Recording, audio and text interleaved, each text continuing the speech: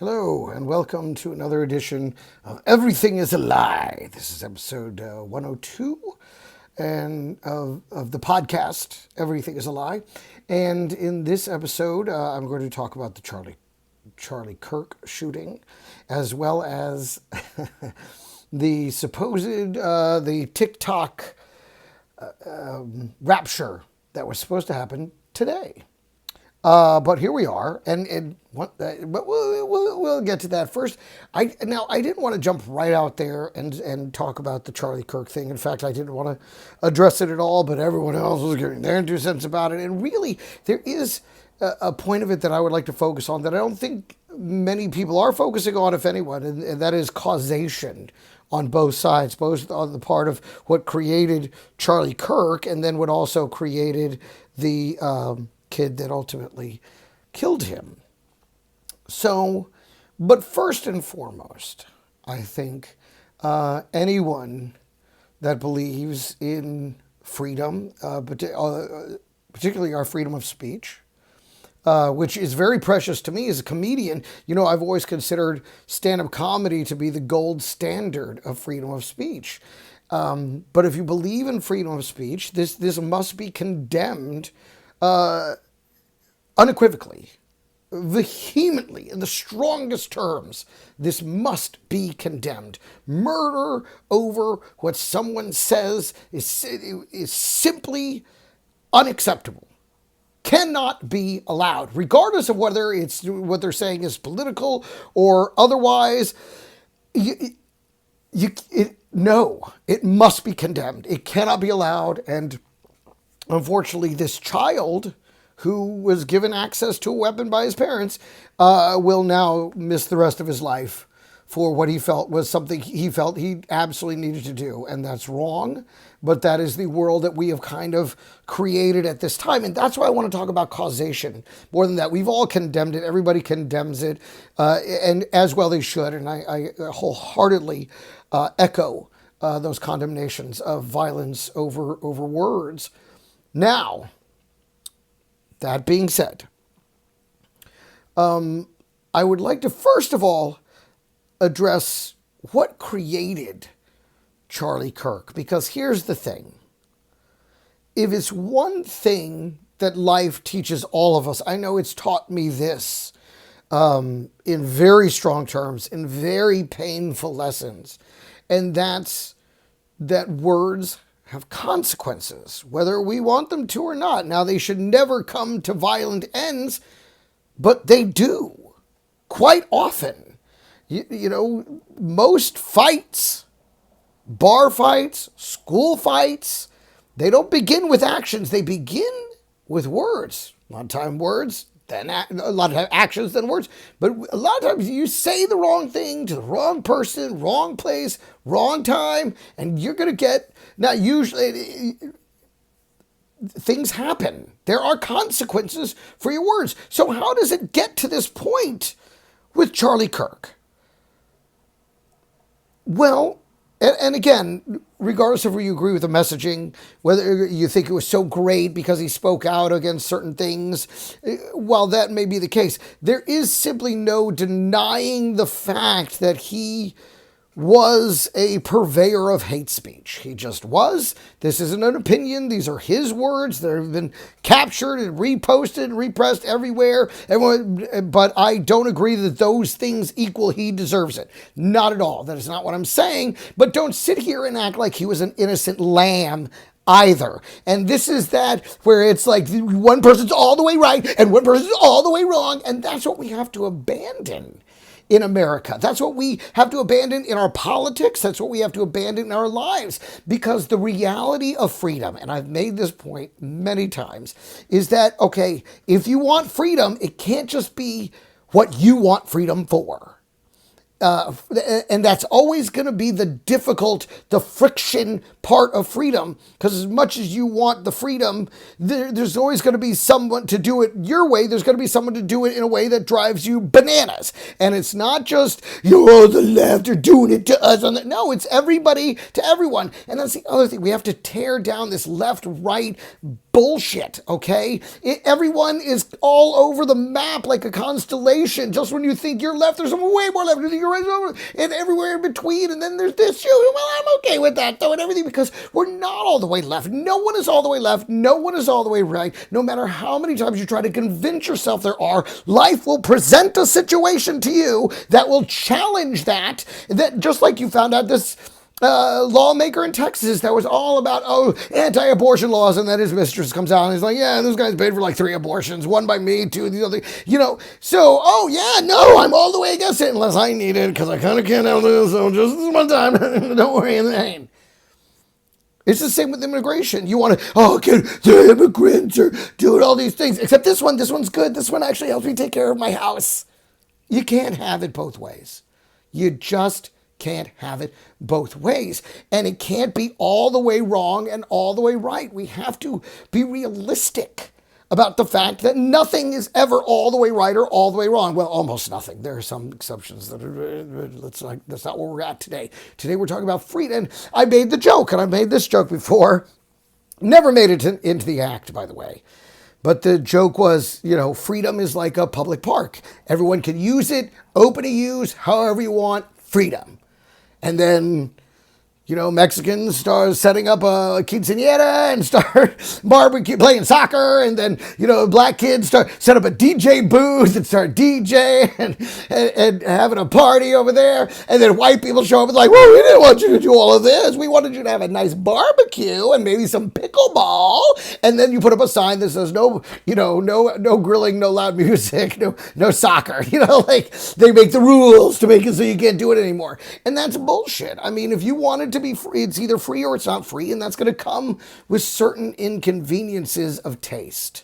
There are going to be people, so people want him to be completely free to be able to say all these things. Okay, you can say all those things, but at the same time, you don't want a drag show in your public library. Well, they're allowed to say those things too. It's got to be equal, or it's all a lie. And the problem is we want the lie to be true, that this is the amount of freedom everyone should get, right? Right? No. And the youth understand this. Gen Z understands this. The alphas are going to understand it even when they see the lie for what it is. They know, because at this point, just look at your playlist. You probably have a little bit of rap, a little country, a little rock, a little pop, some music for, female artists, and then some guys, and then you find other gay, and like, oh my God, I can't believe I like that. Well, because him being gay wasn't what made that music, and being an artist made that music. You liked the artist. So we get caught up in these things of I'm right, you're wrong, you're wrong. But in many cases, it's really just a matter of you don't like it. And if you don't like something, that doesn't make it wrong. It just makes it not right for you.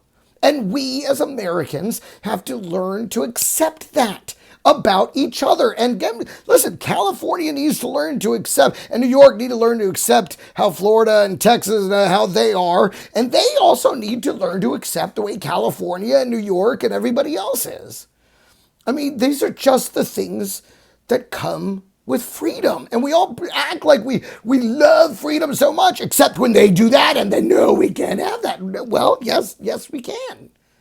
That's what we need to get back to, is a place of accepting our differences, agreeing to disagree, and being okay with that, and not letting it elevate or escalate to the point of violence, which happens many times. There was an old proverb that say the words of a moment can affect the actions of 1,000 years.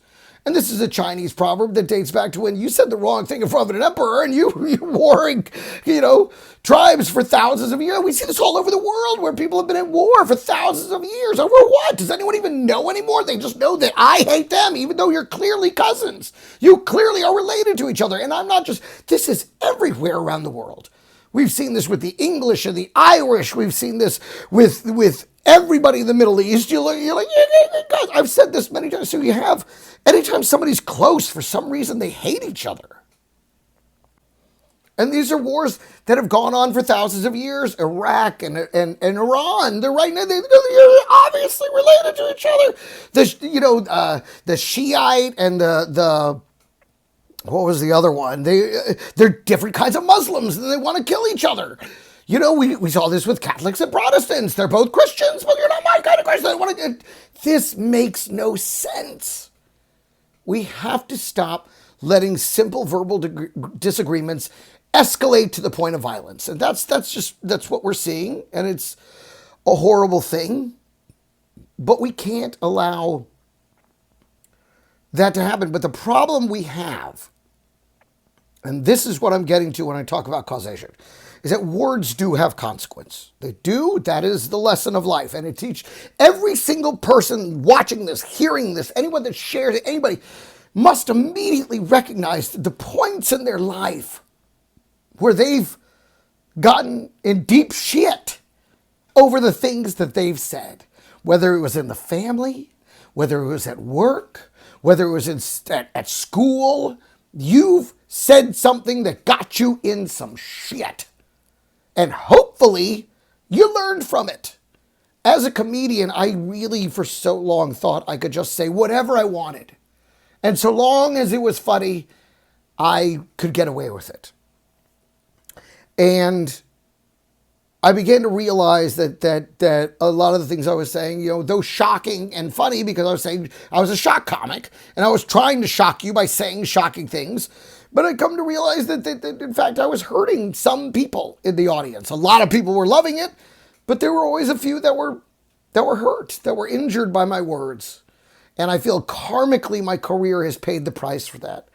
Most recently, I was doing a festival in Montana, and I did a joke that another comedian hated, and raised a big stink about it. I was very upset because the joke killed.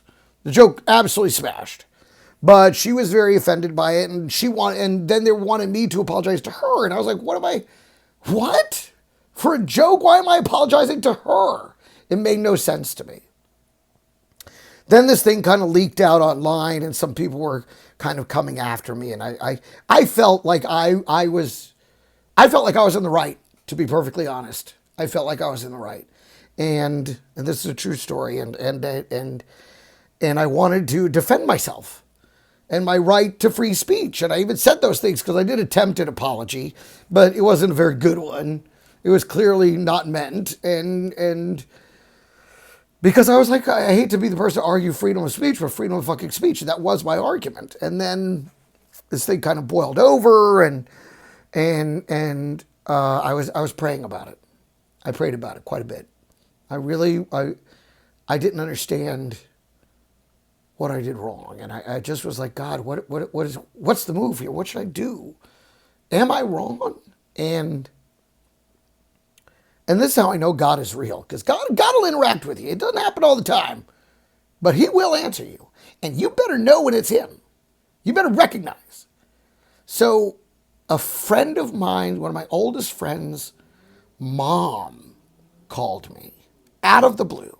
Well, in the middle of all of this, it's going on for days. People are disparaging me, just trying to destroy my career over this.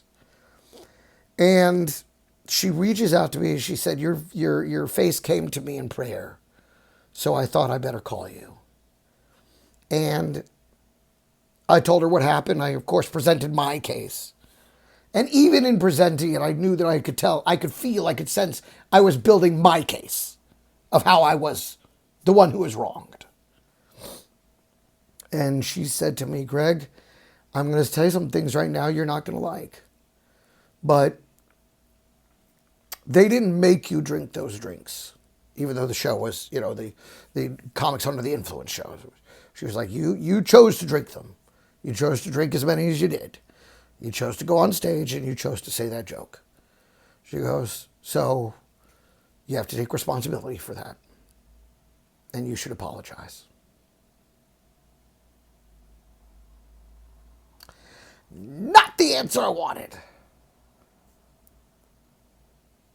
But I knew she was right. And I knew God had given me an answer that I didn't like, but was the truth. And I made a very heartfelt video and I posted it. And I'll tell you what, I've never posted a video that got so much traction. I mean, comedians were sharing it left and right. Oh my God, what did Greg do? Look what he's an apology. This big formal apology. And I even had other comedians reaching out to me going, hey, Greg, take this down, take this down. Everyone now wants to know the joke. Everyone wants to hear the joke. And I'm like, they all know the joke. They've all seen me do the joke. So I left it up there. As I say, I put myself on the cross as I was instructed to do. And I apologized. And I left it up there. I left it up there for a day and a half, maybe, and then I archived it because I felt like I felt like the people that needed to see it saw it, and like any apology, I don't think it needs to live forever. I mean, but I sincerely apologize. But it's a comedy page. I don't want this thing just sticking out like a sore thumb. That's why I don't post these particular clips on my pages, that are built around me being a comedian, because those are comedy feeds. To me, this is a separate thing. This is a completely separate thing that I'm doing simply as a calling. I feel called to do this. The same voice that told me to apologize also called me to do this. So I apologized, and that was the right thing to do. The word came down. He made it very clear. Greg, you're to blame. Apologize, and I did, and it was the right thing to do. Now, that happened because words have consequences. Now, in this case, it was just me,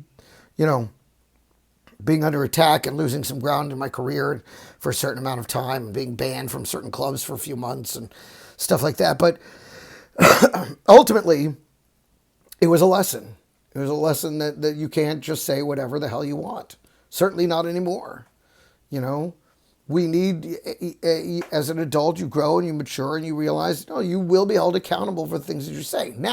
Now, I say that to go back to the Charlie Kirk situation. And I don't know this guy. I only know the pieces and parts that I've seen since the incident. So, and of course, the few pieces of, but again, not for me. So I don't watch. You want to go over there and say those things among people that totally agree with you and are cheering for every horrible thing you say, go ahead, go to that group. That's totally fine. It's the same thing with filthy comedy. I'm saying horrible, filthy things, and some people are cheering it right along. Those people would probably be like, how can you cheer it? You're saying horrible things. This is freedom. So, but words have consequence. And I'm not saying that the words he said deserve that consequence. What I'm saying is, how do we get to that point? He's a 31-year-old man, and this is where I want you to just go with me. And I'm dealing in hypothesis now. This isn't about factual. This is just one. As a comedian, I'm an examiner of the human condition. As a son of a minister, I've 2 ministers. Both my parents were ministers. I always look at things from a spiritual upbringing sense of things. I'm a classic PK. So. 31-year-old man. 31, very young. So what does that mean? For guys like him, they grew up playing video games. Again, I'm not saying this was his life at all, but he was a rich kid who never knew struggle. So he probably had plenty of time to play video games. And the thing we have going on right now in the video gaming world, and we're not talking about this enough, but they all have the headsets and they talk to each other during these games. Again, I haven't done it, but I'm very aware of it from others that I know that have done this. So you have these boys, 10, 11, 12, 13, very young age, and apparently they're saying the worst things you could say to a human on these live chats. Okay? Freely using the N-word and the C-word and the F gay word and all, over and over, just saying all these things, and they're saying it without consequence. Okay? Then they're on social media. Now they also have social media, and then they get a social media account, and they're on Discord or whatever one they're on at the time, and they're commenting again without consequence. So you have these worlds where these young men, youth in general, but particularly young men, are growing up thinking that their words they can say the worst, most vile things, and there's no consequence. No one's going to reach through the computer and choke me out or punch me in the face. The way it would happen, for anyone else growing up who would say those things, because we didn't have that. We had to say it to just out in the open, to somebody, say it to their face, and then pat, you realize your words have consequences. So they're growing up in a world where they're saying whatever they want with no consequence. And what happens next? What happens next? You end up going out into the world and saying those horrible things out loud with no consequence for a very long time. And it becomes very, very popular. And it grows and grows and grows until one day the waitress comes with the tab. And the price is the price. So I feel like we as a nation need to look at the consequences of social media comments and video game commentary and conversations that exist as a world of words without consequence, because we're not using them to be our best selves. We're using them to be our worst selves. And the other thing that we might want to look at is the fact, and this is why I don't believe we should ever follow leaders that were born rich, that were raised with wealth, because they just don't know what it's like to be a regular person. They don't know what it's like to have to be in classrooms with people that are not of their type, of their ilk, or of their social or financial stratosphere. They don't know what it's like to suffer or to have to make choices that are very difficult based on your financial or familial conditions. For them, everything is just so like, no, that's terrible. You're an idiot. This is smart. That's why we run things. Again, the rich, they just don't know what it's like to be a regular person until they find out. And that's a very difficult thing. And that's why we should never allow children of wealth to run anything. How many times have you seen a business taken over by the son and it goes to crap? Because he was raised with everything handed to him. He didn't work for it, sells it off in parts, doesn't care. Remember in that movie,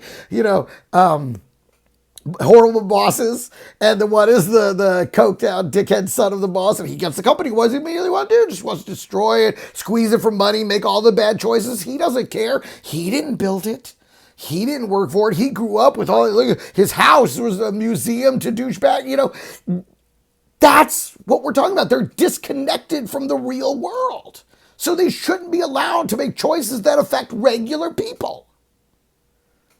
That's a side note. The causation of this situation, I believe, is the allowance of words without consequence in a digital realm and the way it affects young men's ability to develop into functioning members of society. Now, let's look at the young man who committed this crime. Now, if you're on one side, if you're on the right and the evidence comes out that this kid was from a very conservative family and Trump-loving and Second Amendment gun-toting family, and voted for Trump, and you probably like lies, total lies, absolute lies. And if you're on the left, you're probably like, ha, told you it would be one of you guys. You guys do all this stuff, right? Then it comes out that he has a transsexual roommate with whom he had a romantic relationship, supposedly. And if you're on the right, you're probably like, I knew it. There it is.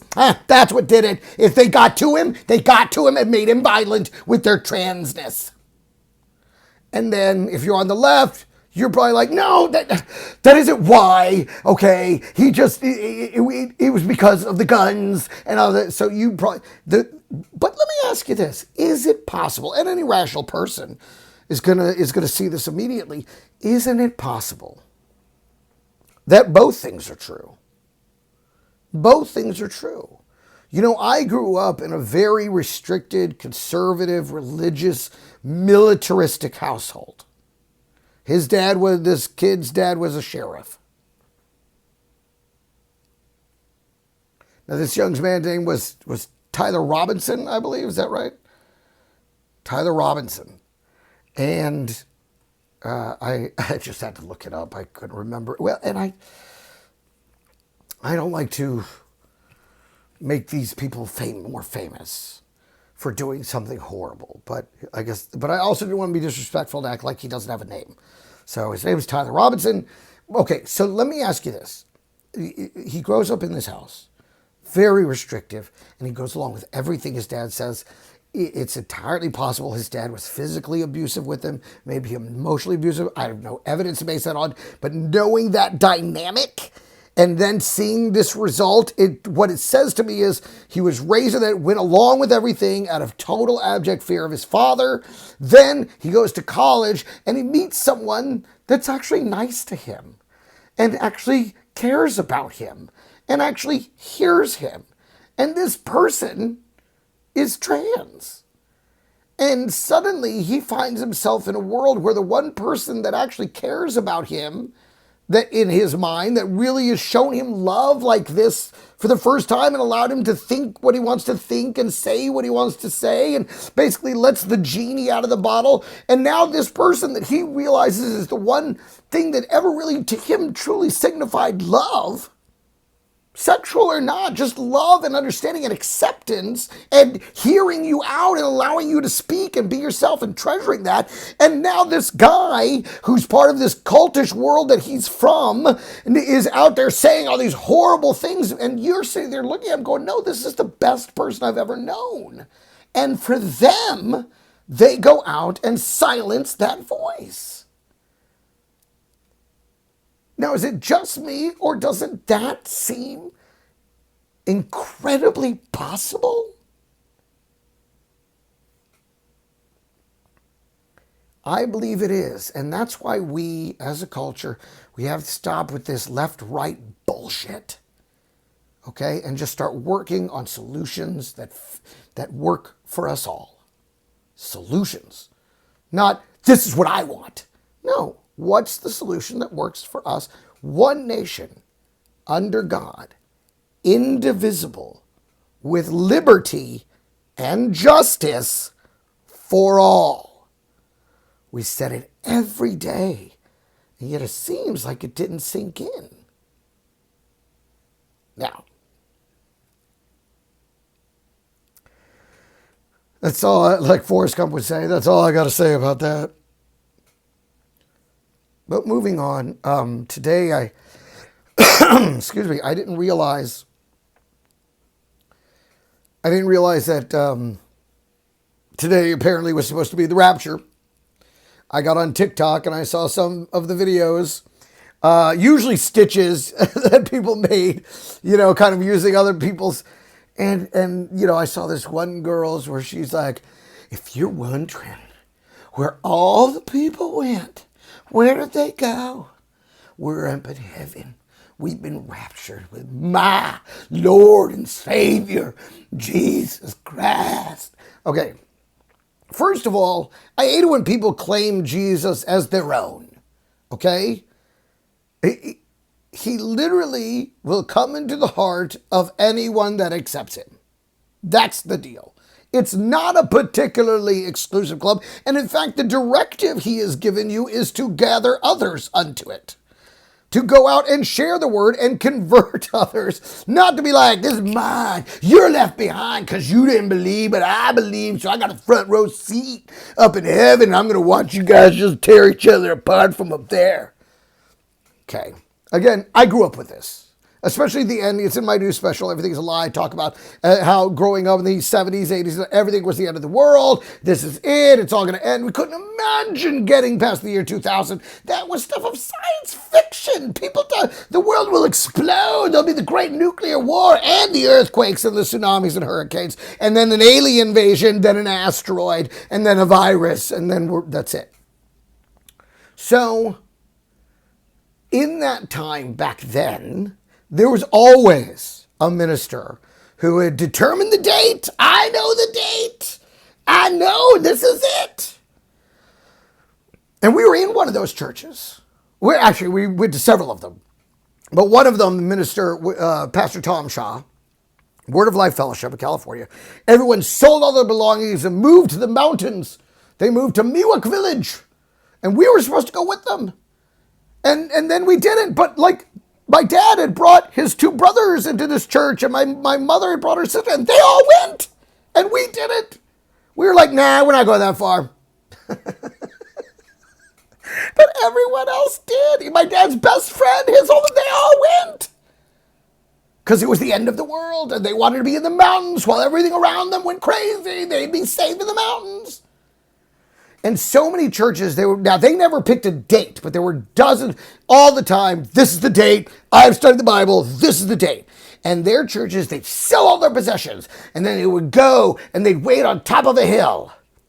And I always thought it'd be really funny just to be on that mountain, as the sun went down and day turned to night, and pretty soon you're just kind of like, so, is this like, was it supposed to happen at midnight or like at dusk or, but before the next sunrise? Do we have till the next sunrise? And does anyone know what time it is? No, gave him a watch away. Okay, well, I guess we should all just go. Oh, yeah, that's right, we don't have any.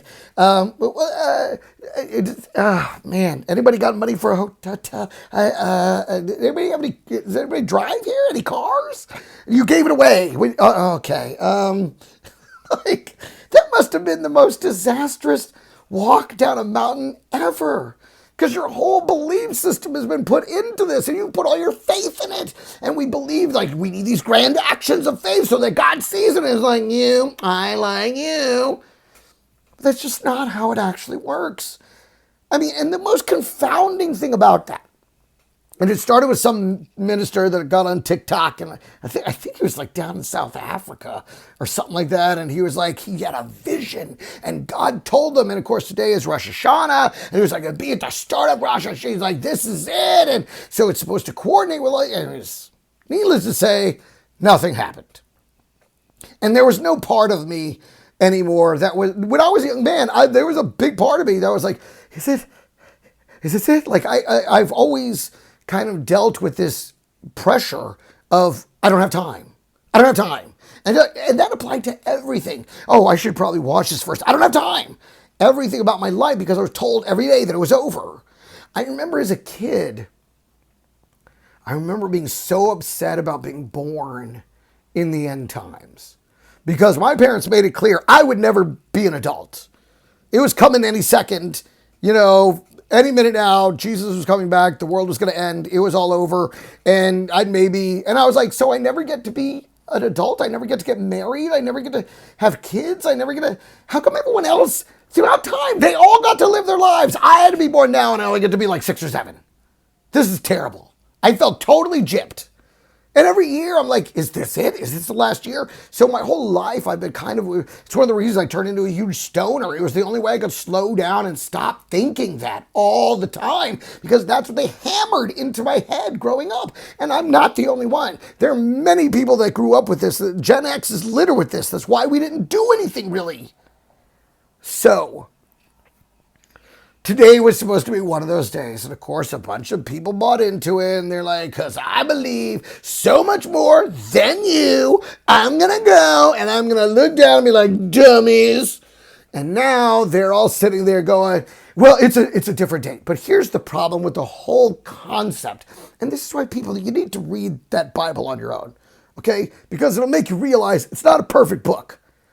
But what you see in there is, okay, people always trying to line up all these things and string it together from this verse and that Bible and that chapter and this. And yet, Christ himself said, no man will know the day or the hour. And yet these idiots keep coming around and be like, well, he told me though. He told me. And I know it. And I'm telling you. And if you have any real faith, you're going to sell everything and meet me on a mountain. Which, first of all, why do you got to get rid of everything? Who cares? All right, you don't come back to it. they can have it. If it happens, it happens. Why do I have to demonstrate so much that I believe that I have to get rid of? If I believe, I believe, and I'll go up there. I'll meet you up there, but I'm not selling it. You know. So, but of course, today was not the day. Now, I do not believe in the rapture. I don't believe in the end of the world. I don't believe in the end times. I don't believe in the second coming of Christ. I believe that he already came. I think he returned 3 days later, delivered the Holy Spirit, and ascended into heaven, and that was the end of the journey. And then when we pass, we meet him on the other side. I don't think there's any physical him returning in clouds. I don't believe any of that. I think all of that was just a figment of one man's eating a lot of strange mushrooms and berries on an island. That's what I think that is. So when it comes to the book of Revelations, I don't buy it. Sorry. Because the words of Christ are clear. And I do believe in the words of Christ. And I do believe in the life of Christ. And I believe in the message of Christ. Which that's another episode. Just long story short, really quick, just to throw it in there. The message of Christ was to reconcile man to God so that we could go to God, so we could communicate with God on a daily, hourly, minute-to-minute basis, have this great relationship with the great Spirit that does love us and wants the best for us and wants to have a relationship with us. But for some reason, we fixate on Jesus. And I just feel like Jesus is on the other side going, guys, I did it so you could talk to the Father just like me. You could talk right to him. He'll talk right back to you. Why do you keep bothering me with all this? I don't know if that's the truth, but it's as possible as anything else. It really is. So anyways, I believe that. So I don't believe there will ever be a rapture. I think that's just a fantasy, to be honest, a fail and one that will remain forever unrealized. But the spiritual journey and the meaning of the death, life and death sacrifice of Christ and its reconciliation of man to God, I believe in as much as I believe in this desk that I'm sitting at and this phone that's sitting in front of me and anything else that's real in the world around us. I believe that is real. 1,000% and backed up by the reality of life and the experiences that I've had and the times that God has reached through the chasm to console me, to comfort me, and sometimes to save me. You know, I'll tell you another story. One time I was dating a girl who was a huge cokehead, but very hot. And I was a pretty big cokehead, but I became a bigger cokehead because she was such a big cokehead. And then one night we were fighting and she's off with her friends and she's not answering her phone. And now I'm like, she's off doing coke with people. So I'm going to do coke. So I'm just doing all this coke. And at a certain point, my heart's racing and my eyes are twitching. And I'm like, oh my God, I did too much. I did too much. I'm all alone. This is bad. I'm going down. This is very bad. This is bad. This is bad. I'm like, I don't want to die. I don't want to die. And I remember praying, and I said, God, save me. And you know what he said? I heard it clear as a bell. He goes, you don't want to owe me. Save yourself. And I go, how do I save myself? He goes, call 911, you idiot.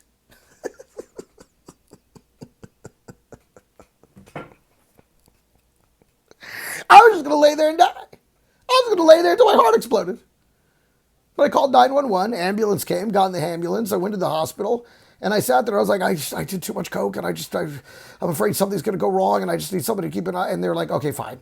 Like, but of course, we have to, commit you into a mental ward to be observed because, technically this is considered a suicide attempt. And I was like, oh, no. I'm fine. I'm scared straight. Never do it again. Yeah, but they let me go. They believed me and they let me out. And I got to go do my show that night. But I'll never forget that. God was he was very clear with me. He was like, you don't want to owe me. And what's funny is when I'm in the ambulance, I said, God, if you had saved me, what would I have owed you? And one word came to mind. And he said, Crusader. I would expect you to be my crusader. And I know you don't want to be my crusader. So I just figured you should save yourself. That's how well God knows each and every one of us.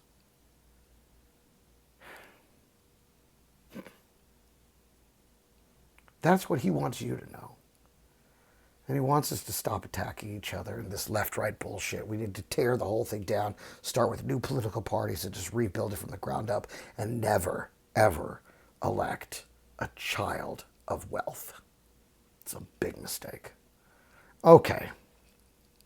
And it's one we've made before. This isn't anything new. Most of our government's run by generational wealth. So they're all in cahoots and they're just protecting themselves and they really don't give a shit about us. And that's the truth. That's what's not a lie. Everything else they do is a lie. And this has been another episode of Everything is a Lie, the podcast. I'm Greg Romero Wilson. That's a lie. My real name's Gregory David Wilson. But I put the Romero in there so I can stop explaining how I'm actually Mexican. That's for another time. Take care. I hope I reached someone.